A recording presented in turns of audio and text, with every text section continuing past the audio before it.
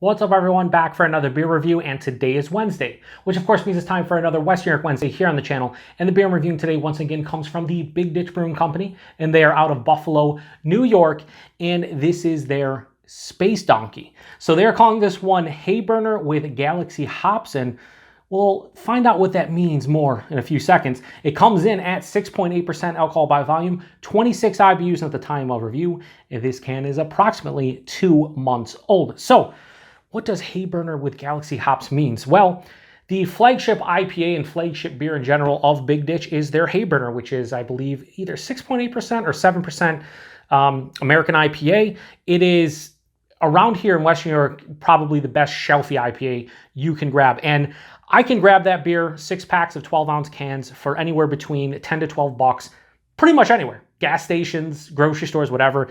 And it has some batch variation, but when you get a good batch of that, it's a fantastic beer. Even when you don't get a great batch, it's still pretty damn good. So it is a staple shelfie for a lot of people here in Western New York. Now, what they did is they took that beer and they brewed it with a boatload of Galaxy hops, which is what we have here. They released this one for the first time, I believe, back in April of 2020. At that point, my channel was on hiatus, and I did not get a chance to try the original release. Well, they released this one on April 1st, April Fool's Day, which is also the anniversary of my channel.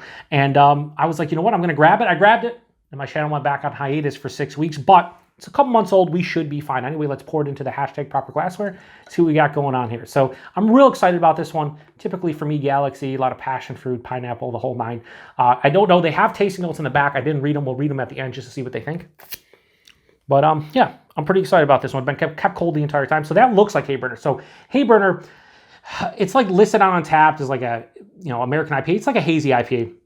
And it has this look to it. It has like a darker orange, turbid, like honey orange color, very murky, turbid, can't see through it. About a 2-finger of an off-white, almost very light cream colored head. Some soap sudsy kind of vibes to it, but also some creaminess as well. But yeah, it looks kind of like a hazy IPA, albeit maybe a little bit darker. Let's get a nose.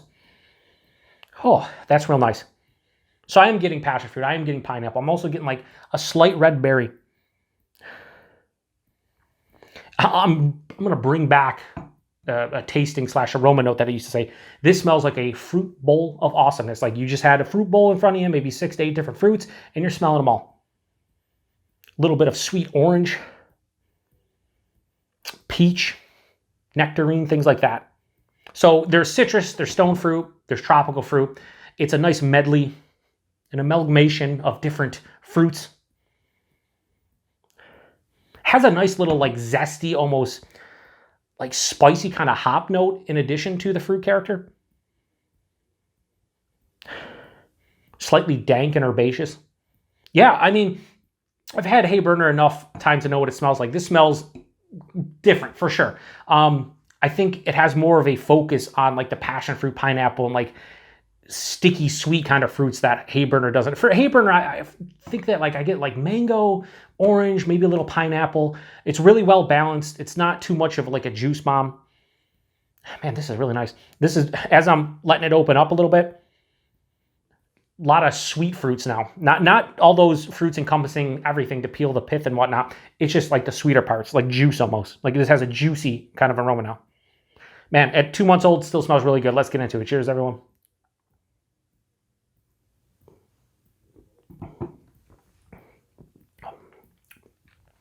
Really solid. I will say the nose was better. But on the palate, what is that?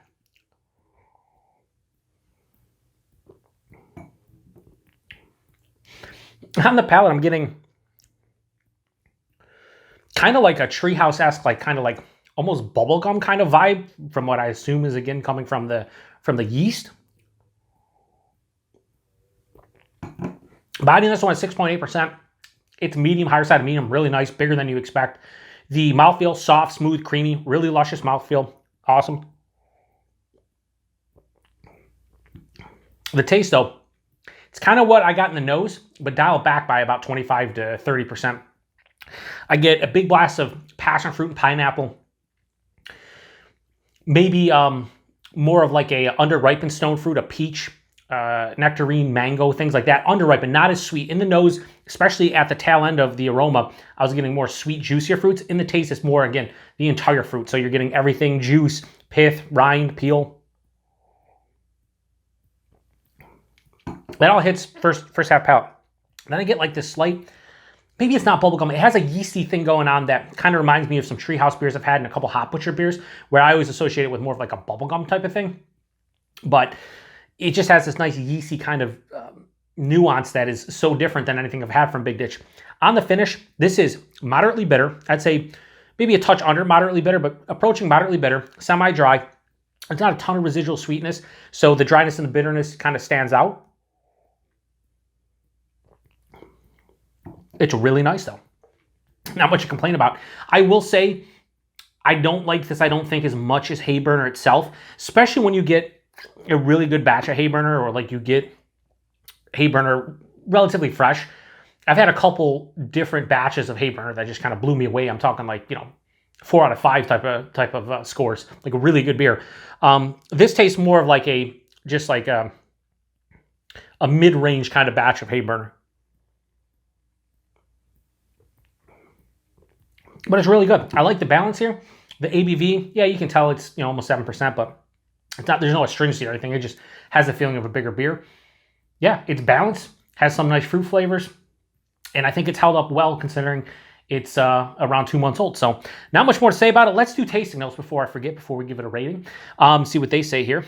Space Donkey is our flagship Hayburner IPA brewed with a massive amount of Galaxy hops. This beer rivals Hayburner in drinkability. Yeah, I'd agree with that. I think this is super drinkable, and that's the one thing about Hayburner. It's just I think it's 6.8%, if not, like I said, 7.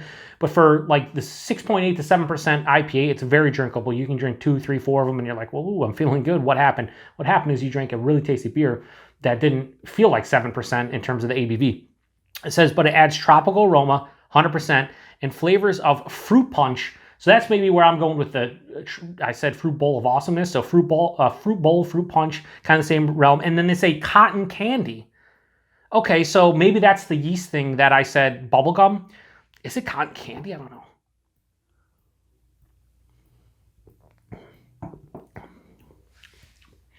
Maybe. I mean, again, a lot of times I've said bubblegum, people have said cotton candy and vice versa. So yeah, I think that's what I'm getting. But I'm getting it in the form of like a bubblegum. To the citrus character already present in the base beer. So yeah, I don't think there's as much citrus character that I'm noticing on the palate, maybe like a zesty orange, zesty grapefruit, but not as much. So really good beer. I'm enjoying this one. Is it amazing? No. Like I said, I'll take regular Hayburner over this, especially the better batches, but I think it's really good. So Big Ditch's Space Donkey, the 2022 release, we are going to give that a high 4 out of 5, and we go 4.05 out of 5. Solid score, solid beer. I'm glad I reviewed it. I'm glad I finally got a chance to try it. Price point and availability. That's another thing about Hayburner. You can buy typically 6-packs for 10 to 12 bucks, depending on where you go. $16.99 a 4-pack for this. So if you buy a 4-pack of this, you're talking 64 ounces of beer versus 72 in a 6-pack of 12 ounces. So 8 less ounces, and you're paying a premium of at least $5 more for those beers. That is why I would take Hayburner all day over this, but not a bad price point at $17 a 4-pack considering how crazy beer is nowadays. So $17 4-pack is fine. Availability, pretty sure this got distro in and around the West New York area. I believe their stuff is making it more downstate in New York, and I know you can order stuff offline and I believe have it delivered in-state. So if you're in New York State and you want Big Ditch stuff, you can make it happen. I don't think they get distro outside of the state yet, but they have a production facility open up. They got a second brewery coming soon. So at some point, I have a sneaking suspicion that you will see Big Ditch in areas outside of New York, other states, maybe even overseas. I mean, Thin Man has their beer all over the place, Froth, Mortalis, and I feel like Big Ditch is next in line. So again, if you've had this one before, let me know what you think about it. Really good. Body's good. Mouth feels good. Taste is solid. I think the aroma was better than the taste, but that happens a lot with a lot of beers that are dry hopped and, just things going on. More often than not, aromas are better than flavors for me. So it is what it is. Anyway, if you've had it before, let me know what you think about it. Appreciate everybody stopping by for another West New York Wednesday. Check back next week for another installment. I don't know what I'm reviewing yet, but it's going to be another beer from the West New York area because that's how we roll. Cheers.